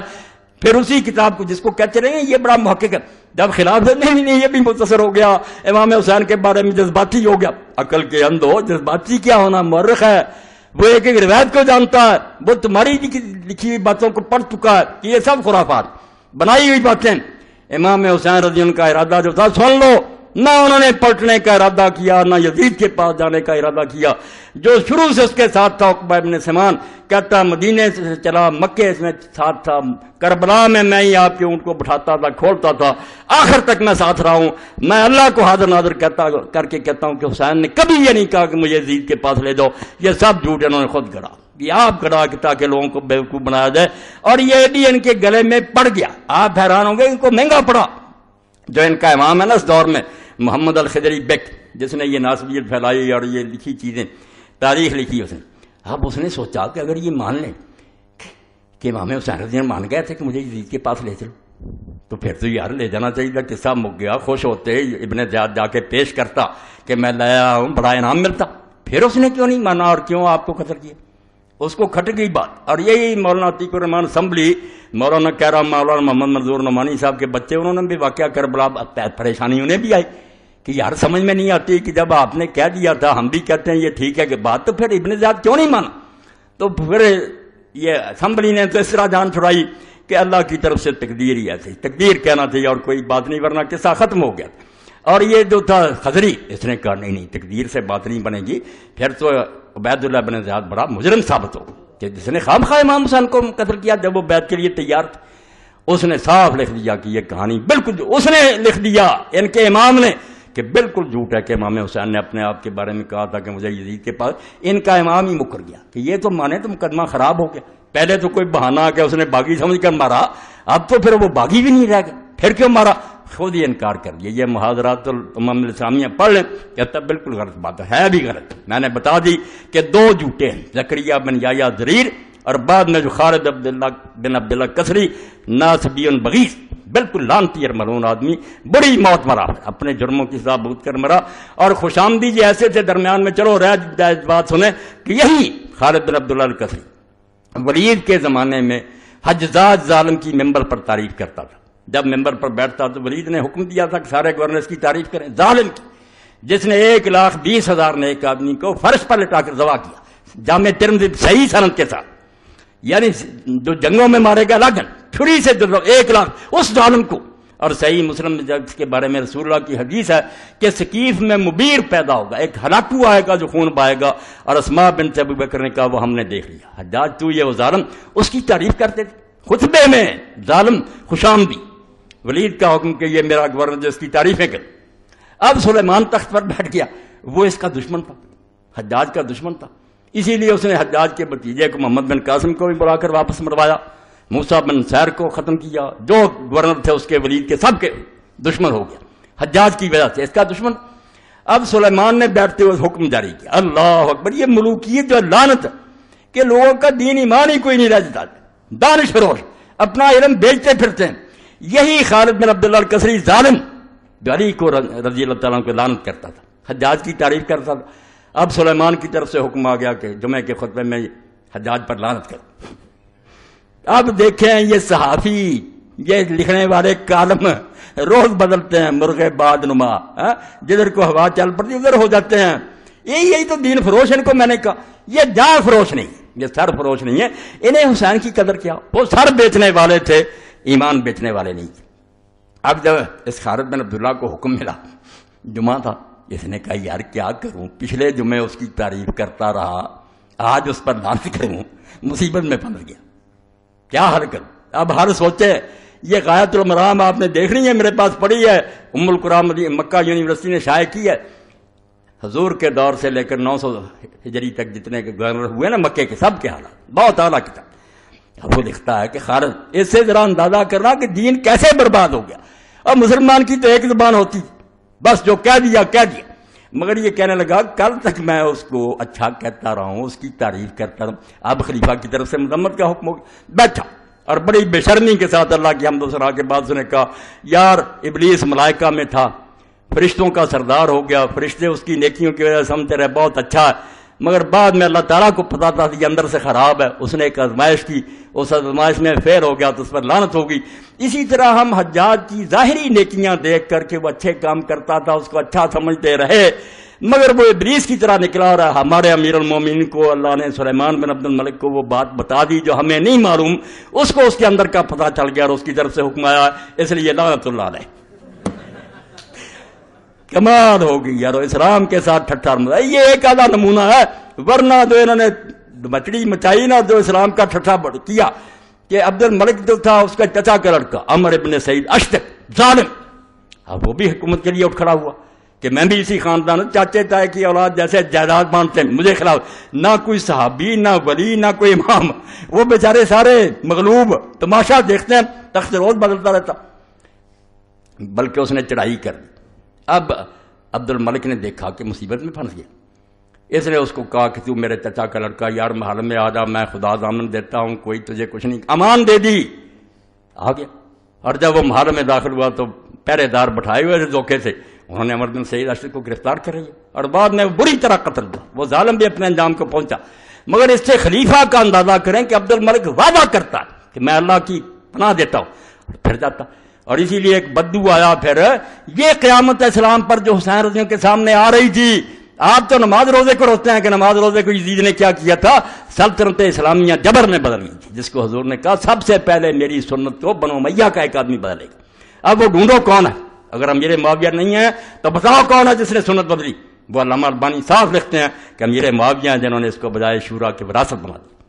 پھر کوئی اچھا بیٹا آیا، کوئی بدماش آ گیا، جب خاندان میں بن گئی کوئی ٹھیکہ کہ ضرور نیکی پیدا ہوں گے، تماشا بن گیا۔ تو عمر بن سعید اشتک جب مارا گیا دھوکے سے، ایک بدوی ملنے آیا، میں کہتا اس بدوی پر ہزاروں رحمتیں مولویوں سے زیادہ۔ جب وہ آیا تو عبد الملک نے اس سے پوچھا بدوی سے کہ عبد الملک کے بارے میں تیرا کیا خیال ہے، اپنے بارے میں پوچھا۔ اس نے کہا عبد الملک تو مدت سے ہی مر چکا۔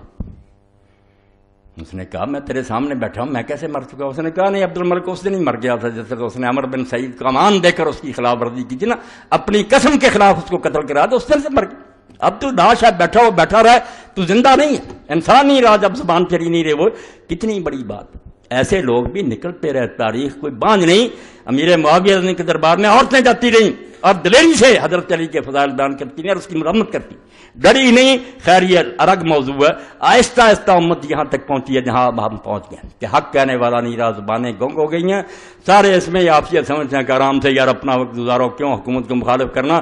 یہ وہ لعنت ہے جو امیر معاویہ رضی اللہ سے شروع ہوئی، یزید نے اس کو مضبوط کیا، اور باب الثنایا سلطان، بس اس کا حوالہ دے کر ختم کروں گا، بات لمبی، صحیح بخاری میں نکال لینا شرح کہ لوگ جاتے تھے صحابہ کی اولاد اور تابعین، چھوٹے موٹے نہیں، یزید کے سامنے جاتے تھے اور بعد میں آ کر ابن عمر سے انہوں نے کہا ہم جانتے ہیں کہ وہ غلط باتیں کرتا، ظلم کے فیصلے کرتا، مگر ہم اس کی تعریفیں کرتے ہیں اس کے منہ پر. تو ابن عمر رضی اللہ عنہ نے فرمایا یہی وہ منافقت ہے جس کو حضور نے اپنے دور میں کہا دو زبانیں منافقت، مگر منافقت پیدا کر دی، تلوار کے زور سے پیدا کر دی. علماء بیچارے کیا کرتے؟ اب ہمیں بلایا جاتا، کوئی افسر بیٹھا ہوتا، ہم مولوی اور علماء بھی بس دوسری زبان استعمال کرتے ہیں، جان چھڑاتے. یہ منافقت اور امت کو بغیرت بنانا اس کا آغاز یزید کے دور سے ہوا، اور صحیح حدیثوں میں اس کے تذکرے ہیں. اس لیے جن میں غیرت تھی وہ اٹھ کھڑے ہوئے کہ بجائے زندہ رہنے کے مرنا بہتر ہے. اور میری بات کا انجام اس پر ہے کہ حسین رضی اللہ عنہ کا جو علمدار آتا تھا، جو جھنڈا آپ کے پاس تھا، جو اس پر لکھا ہوا تھا میرے بھائی اور براؤ بہنوں، وہی بس امام کا مشن اور وہی دین کا نچوڑ ہے.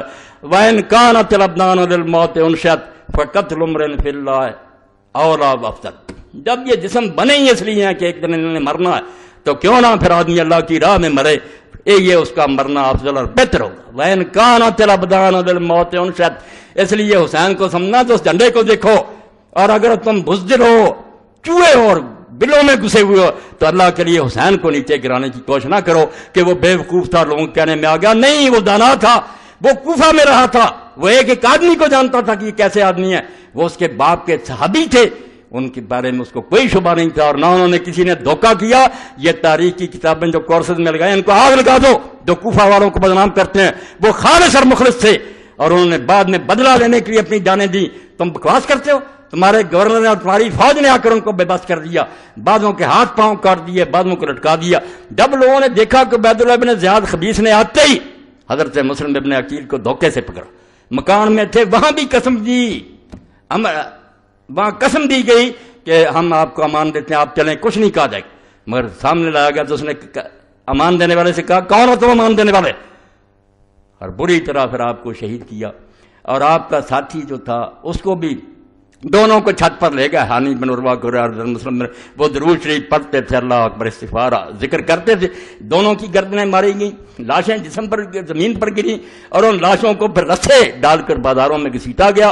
اور سارے ان کے جو تھے امام حسین کے آنے سے پہلے یزید کو روانہ کر لیے. اور ظالموں، یہاں تمہارا کوئی عالم مارا گیا، تم نے کوئی نہیں دیکھا کہ ضیاء الحق نے کو حکم جاری کیا تھا کہ علامہ صاحب کو مارو. کسی کے پاس کوئی ثبوت نہیں ہے کہ نواز شریف نے کو حکم جاری، مگر تم آج تک روتے ہو. ان کا دور تھا، انہوں نے کیا، وہ تو سارا پتا. اس کے باپ کے زمانے سے یارے ہوئے کہ نہیں اس کی بیعت کریں گے. بیوقوف تھا، تخت پر بیٹھا ہوا، جانتا تھا کہ ابن زبیر اور امام حسین نے میرے باپ کو جواب دے دیا تھا کہ نہیں مانیں گے. اس لیے کوئی چھپی بات تھی. ان کا ایک ایک دن کا پروگرام جو تھا وہاں جاتا تھا. سڑ گئے ہانی بن عروہ کر مسلم نے کہا کہ آئندہ ظلم نہ کرنا. اس لیے خدا کے لیے اس واقعہ کو جس سے مومنوں میں حریت اور غیرت پیدا، اس کو ختم نہ کرو. اگر ہم کچھ نہیں کر سکتے، آپ سب گواہ، میں اللہ کو حاضر ناظر کر کے کہتا ہوں پتہ نہیں زندگی ہے، میں اللہ کی قسم دنیا اسلام میں جتنے حکمران ہیں ان سے برات کا اعلان کرتا ہوں. میں ان کو اپنے حاکم نہیں مانتا، ان کو میں جو شریعت کو اپنے ملک میں نافذ نہیں کرتے، میرے یہ حکمران نہیں ہیں.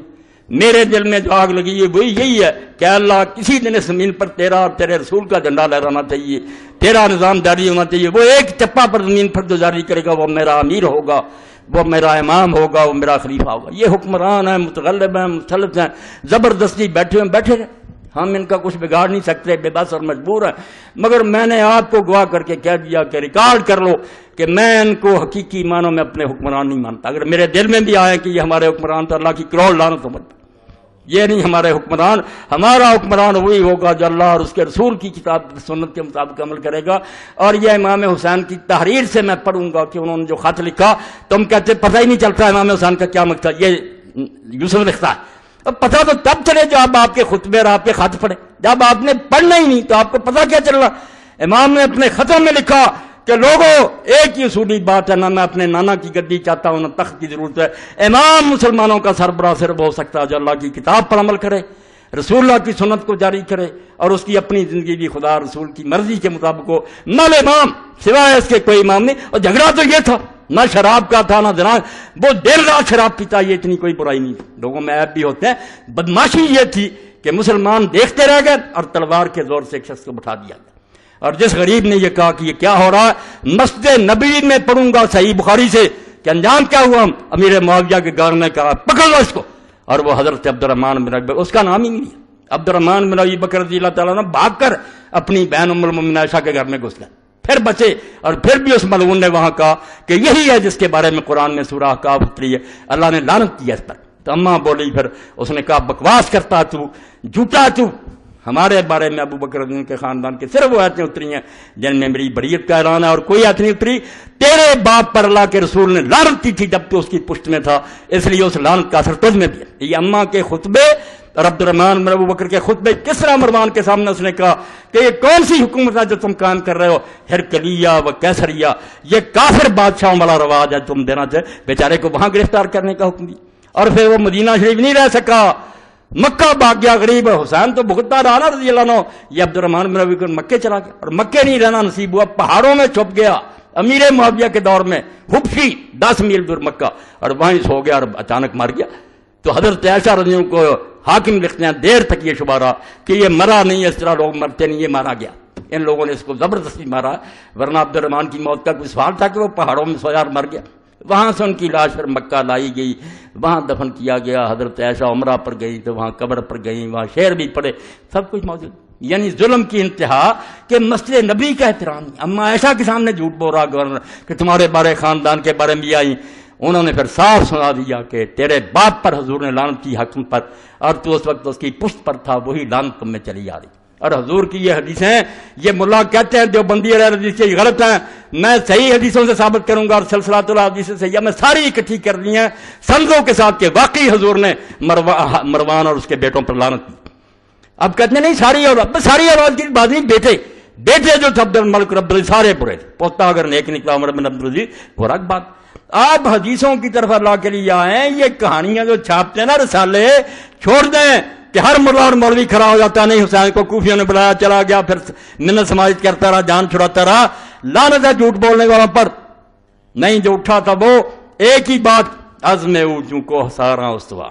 حسین جب اٹھ کھڑا ہوا تھا نا سوچ سمجھ کر، 20 سال امیر معاویہ کے دیکھ کر، اور اس وقت ہی اپنے ساتھیوں کو بتا دیا تھا کہ میرا ایک ایک دن جو اس کی حکومت میں گزر رہا ہے، مجھے کوئی سمجھ نہیں آتی کہ میں خدا کے سامنے کیا عذر پیش کروں گا۔ جہاد تو اب بھی فرض ہو چکا، مگر میرے بھائی نے چونکہ وعدہ کر لیا تھا میں نبھاؤں گا، اگر بعد میں انہوں نے بدماشی کی تو اٹھ کھڑا ہو۔ پہلے سے تیار تھے، اس لیے جب اٹھے نا، آپ ہمالیہ کی مثال دیتے ہیں کہ بڑا پہاڑ ہے، اقبال کہتا ہے عزم اونچوں کو ہسارا استوار، حسین کو پہچانو تو صحیح، اس کا عزم اور حوصلہ پہاڑوں کی طرح مضبوط تھا۔ پہاڑ ہل سکتے ہیں، وہ نہیں ہل سکتے۔ ہلنا ہوتا تو گھر سے کیوں چلتا؟ پتا نہیں تھا بچے اور عورتیں ان کے ساتھ کیا ہوگا، میرے ساتھ کیا ہوگا؟ نہیں، پائیدار و تند سیر و کارگار، ہمیشہ سے قائم اور دائم۔ اور ایک بات جو درمیان میں رہ گئی، صرف آخر میں بیان کر دوں کہ اللہ نے دنیا میں امام حسین اور حسن کا نام پوشیدہ رکھا۔ یہ میں مدینہ شریف سے لایا، موجم ما یخص اہل بیت النبی، حوالوں کے ساتھ اللہ کے بندے نے سعودی عرب میں لکھی ہے، بہت عمدہ بات، پچھلوں کے حوالے سے۔ میں نے امام جعفر الصادق رحمۃ اللہ علیہ سے پڑھا تھا، مگر میں اس کو نہیں پیش کر، میں نے اس کو پڑھا کہ سارے نام دنیا میں رکھے جاتے رہے مگر حسن اور حسین نہیں رکھا گیا۔ اللہ نے بچا کر رکھا اس کو کہ یہ محمد آئیں گے صلی اللہ علیہ وسلم تو ان کے نواسوں کا نام، اور یہ بات کوئی معمولی نہیں، ساری دنیا میں لوگ پیدا ہوتے رہے، یحییٰ نام کا کوئی نہیں آیا۔ جب فرشتوں نے بشارت دی زکریا علیہ السلام کو تو کیا کہا تھا اس وقت؟ وَلَمْ نَجْعَل لَهُ مِن قَبْلُ سَمِيًّا، ہم نے اس نام کا کوئی آدمی اس سے پہلے نہیں پیدا۔ یعنی یحییٰ کو یہ فضیلت اللہ نے دی کہ یحییٰ اسی کو ہم نے نام دیا اور کسی کو نہیں۔ یہی بات اللہ کی قسم دنیا میں یہ پڑھیں، حوالہ دت قال المفضل حجب اللہ هذین الاسمین ان یسمى بحتا سمى بہ نبی صلی اللہ علیہ وسلم ابن علیہ السلام۔ فضل کہتے ہیں التصحیح والتحریف سے بلاشا 6 جلد 11 حوالہ دیا کہ یہ 2 نام اللہ نے مخلوق کو روک، ان کے ذہن میں نہیں آنے دیے کہ وہ اپنے بچوں کے نام رکھیں، حتیٰ کہ یہ نام اللہ کے رسول علیہ السلام نے اپنے بچوں کے رکھے، اپنے بچے۔ حضور ہمیشہ کہتے تھے کہ حسن اور حسین میرے بیٹے ہیں، یہ نہیں مانتے تو جو جی چاہے کہتے رہے۔ یہ جس کے بیٹوں کو ماننا چاہتے ہیں نا، رسول اللہ کے ممبر پر بیٹھ کر ان کی تعریفیں کریں، میں تو رسول اللہ کے نانا آپ کے ممبر پر بیٹھ کر ان کے نواسوں کی بات کروں گا، میں ان کے دشمنوں کی کیوں بات کروں؟ ان کے دشمنوں کا ممبر کوئی ہے تو وہاں چلے جائیں، رسول اللہ کے ممبر پر بیٹھ کر حسین کی توہین نہ کریں۔ حتیٰ کہ انہوں نے اپنے بچوں کا نام حسن اور حسین رکھا، علیہ السلام لکھا۔ اب یہ سارے چیز اٹھنے ہو، حسین علیہ السلام کہتے ہیں بھائی بخاری شریف سے نکال دو، وہاں فاطمہ علیہ السلام لکھا متن میں، حسن علیہ السلام سے آئے میرے پاس، چھوٹے سے بچے ابراہیم کے لیے علیہ السلام لکھا جو فوت ہو گیا تھا، رسول اللہ کی بچی ام کلثوم کے لیے علیہ السلام لکھا۔ تم کون سا دین لیے پھرتے ہو؟ امام بخاری سے زیادہ دانا، نیر الاوتار شوکانی کی پڑھو، سبل السلام پڑھو علامہ سنانی کی، علی علیہ السلام، حسن علیہ السلام. کیوں ظالموں تم ناراض ہوتے ہو؟ یہ رسول اللہ کے خاندان کی عزت ہے. اما حسن و حسین الموجود فی انصاب الطے فالاول بسکون الثانی سین والثانی بفتح کسر سین. وہ کہتے ہیں بنو طے جو حاتم طائی کا قبیلہ وہاں مل جاتے ہیں حسن حسین. حوالہ دیا لغت نویس نے کہ وہ حسن ہے، سین پر جزم ہے حسن. یہ حسن ہے پر بھی زبر، سین پر، یہ حسن ہے رسول اللہ کا بچہ، وہ حسن سین پر جزم. اور دوسرا نام جو وہاں پایا جاتا ہے حسین، زیر ہے نیچے اور آگے یہ ہے، یہاں ہے حسین. اس لیے حسن ہے پر زبر، سین پر زبر، اور حسین یہ نہیں کسی کے نام رکھے گا، یہ اللہ کے رسول کے بچوں کے رکھے گئے. اور جب ہم صحیح بخاری میں پڑھتے ہیں، کیا کروں وقت ہی نہیں ملتا، اللہ کا رسول جب اپنے بچوں کو دم کرتا تھا حسن اور حسین کو، تو کیا کہتا تھا اس وقت، کن کی مثال دیتا تھا؟ فرماتا تھا اللہ کا رسول علیہ الصلوۃ والسلام کہ یہی وہ دم ہے جو میرا باپ ابراہیم اپنے بیٹے اسماعیل اور اسحاق پر کرتا تھا. کن کا حوالہ دیتا تھا؟ حسن اور حسین کو کن کے ساتھ ملاتا تھا کہ جیسے میرا باپ ابراہیم اسماعیل اور اسحاق کو دم کرتا تھا، میں انہی الفاظ کے ساتھ اپنے بچے حسن اور حسین کو دم کرتا. اس لیے میرے بارے میں اگر کوئی کہتا نا کہ مولا کو روک دوں گا، یہ کروں گا، روتا رہے چیختا رہے، میرے جسم میں جب تک جان ہے میں اللہ کے رسول کی اولاد کا دشمن نہیں ہو سکتا. میرے جسم میں یہ سما گئی ہے، اور میں سمجھتا ہوں کہ میری سب سے بڑی ساز یہی ہے کہ میرے پاس اور کچھ بھی نہیں ہے، تو ایک بات ہے کہ میں رسول اللہ کی اطرت کا اور حضور کی اولاد کا خادم ہوں، ان کے پاؤں کا گرد راہ اپنے آپ کو سمجھتا ہوں. اور یہ کوئی جذباتی بات نہیں، میں نے اس پر ہزاروں دفتر پڑھے ہیں، حدیث کے، تاریخ کے، تفسیر کے، فقہ کے، علم کلام کے. یہ باتیں صرف تاریخ میں نہیں، ہر جگہ بحث ہوئی. تفسیر کی کتابوں میں علماء نے بحث کی ہے، حدیث کی کتابوں میں بحثیں ہوئی ہیں، فقہ میں آئی ہے. اس لیے ان دفاتر کو تم دریا برد کرنا چاہتے ہو اور ممبر رسول پر بیٹھ کر جھوٹ بول کر رسالے لے کر چاہتے ہو کہ اس آسمان جیسی روشن بات درمیان امتاں کہواں جناب ہم تو حرف قرہ اللہ در کتاب. کہتا حسین کو سمجھنا ہے تو جیسے قرآن مجید نے سورہ اخلاص ہے نا سب سے اعلیٰ، اس طرح امت میں اس وقت ان سے بہتر کوئی نہیں تھا. وہ کہواں جناب آسمان کا بلند ستارہ تھا، تم پاؤں کے نیچے رونا چاہتے؟ جاؤ رونتے رہو، تمہارا حشر اللہ تعالیٰ یزید اور شمر اور ابن زیاد کے ساتھ کرے، اور اللہ تعالیٰ قیامت کے دن مجھے اپنے رسول اور اس کی اولاد کے قدموں میں جگہ دے دے، میں ان کا ایک ادنا غلام اور کتا بن لوں. میرے لیے بھائی یہی سعادت ہے، آپ جو پسند کرنا چاہتے کریں. وآخر دعوانا ان الحمدللہ رب العالمین وصلی اللہ تعالی علی خیر خلقہ محمد وآلہ واصحابہ اجمعین. الحمدللہ وسلام علی عبادہ الذین اصطفیٰ. اعلان: خلافت راشدہ منٹگمری بازار کانفرنس 12 فروری بروز اتوار بعد نماز عشاء خلافت راشدہ کانفرنس منعقد ہو رہی ہے، جس میں جید علماء کرام تشریف لا رہے ہیں. شرکت کی پرزور اپیل ہے. منٹگمری بازار فیصلہ آباد 12 فروری بروز اتوار بعد نماز عشاء. تحریک اسلامی کا اجتماع پرسوں بروز اتوار مورخہ 13/2/5 وقت 9 بجے شروع ہوگا. احباب شرکت فرمائیں. ماہ فروری کا حفظ مسجد کے گیٹ پر حاصل کر رہے ہیں. قاری شفیع اللہ صاحب سے رسالہ لے لیں. موجودہ اسلامی مہینوں کے نام کب اور کس نے رکھے تھے؟ اسلامی مہینوں کی ترتیب یعنی پہلا اسلامی مہینہ محرم الحرام کے اصدار میں کس نے تجویز؟ برائے مہربانی سوالوں کے جواب دے کر مشکور میں لمبا ہو جائے گا. خلاصہ یہ ہے کہ 17 ہجری میں 17 ہجری حضرت عمر رضی اللہ عنہ نے اس بارے میں مشورہ کیا کہ یہ خط جو آتے ہیں اور حساب کتاب صوبوں سے آتا ہے، اس میں لکھا ہوتا ہے شعبان میں یہ کرو، رمضان میں کرو، مگر کوئی پتہ نہیں چلتا کہ پچھلے رمضان کی بات ہے آگے کی. اس لیے مسلمانوں کو بھی چاہیے کہ اپنا کوئی سان مقرر کریں. تو اس وقت پھر حضرت علی رضی اللہ عنہ اور دوسرے صحابہ کے مشورہ سے یہ سان ہجری مقرر ہوا. 17 ہجری تھی. حضرت امیر المومنین عمر رضی اللہ تعالیٰ عنہ کا زمانہ تھا، اور پھر سب نے یہی تجویز کیا کہ محرم کا مہینہ جو ہے اس کو ابتدا کے لیے چننا چاہیے، کیونکہ آپ کو پتا ہے کہ 12 مہینے سال کے، جن میں سے 4 مہینے اربعۃ حرم ادب کے مہینے ہیں، 4 حرام کیے اللہ نے، 3 اکٹھے ہیں، ذی القعدہ، ذی الحجہ اور یہ محرم. یہ حج کے لیے عربوں نے مقرر کیے تھے. اللہ نے انہیں ہدایت دے دی، ورنہ حج نہیں ہو سکتا تھا. جس طرح عرب کے حالات تھے، حرم سے باہر تو لوگ اس کے لیے جاتے تھے، ڈاکے پڑتے تھے. حج کے لیے اللہ نے ان کے دلوں میں ڈال دی کہ یہ 3 مہینے تلواریں میان میں کر لیتے. ڈاکوؤں کے قبیلے بھی کیل ٹھوک دیتے تھے اپنی تلواروں پر، کیا اپنی چھیڑ. 2 مہینے آنے جانے میں لگتے، محرم تک پھر اپنے گھروں میں پہنچ. یہ 3 جو مہینے تھے یہ حرام اکٹھے. اور ایک رجب ہے جو عمرے کے لیے رکھا ہوا تھا کہ بعد میں عمرے کے لیے آتے تھے، پھر لوگ جب سفر کے نشان مٹ جاتے تو 4 مہینے. تو یہ حرام مہینہ جو ہے، حرام کہتے ہیں ادب والا، حرام وہ نہیں کہ نجائز، ادب والا مہینہ تو حضرت عمر رضی اللہ تعالیٰ عنہ کے زمانہ میں ہی ہوا۔ اچھا، فتاوی آن لائن کی ویڈیو کے سی ڈی جو ابھی تک ریکارڈ ہو رہی حکیم امجد سلام سے مل سکتی ہے، فتاوی آن لائن پر میں جو جواب دیتا ہوں۔ تبرک پیش خدمت میں مہربانی فرمائیں، کلمہ طیبہ یا حیو یا قیوم آیت کریمہ، یہ مولانا فقیہ اللہ صاحب کے بچے نے یہ ساری تیار کی ہیں گھروں میں سجانے کے لیے، بہت اچھی چیزیں ہیں، ان سے لے لیں، بابرکت کلمے اپنے گھروں میں ہونے چاہیے۔ ہم نے 2 ماہ پہلے اعلان کیا تھا مولانا کے ساتھ عمرہ کرنے کا، یہ اعلان دوبارہ سن لیں، دہرایا جا رہا ہے، 20 کے قریب لوگوں نے نام لکھا دیا تھا، وقت قریب آ رہا، لکھا دے نام انشاءاللہ۔ ہم نے 2 ماہ پہلے اعلان کیا تھا مولانا صاحب کے ساتھ عمرہ کرنے کا، تقریباً 20 آدمیوں نے نام لکھوائے تھے۔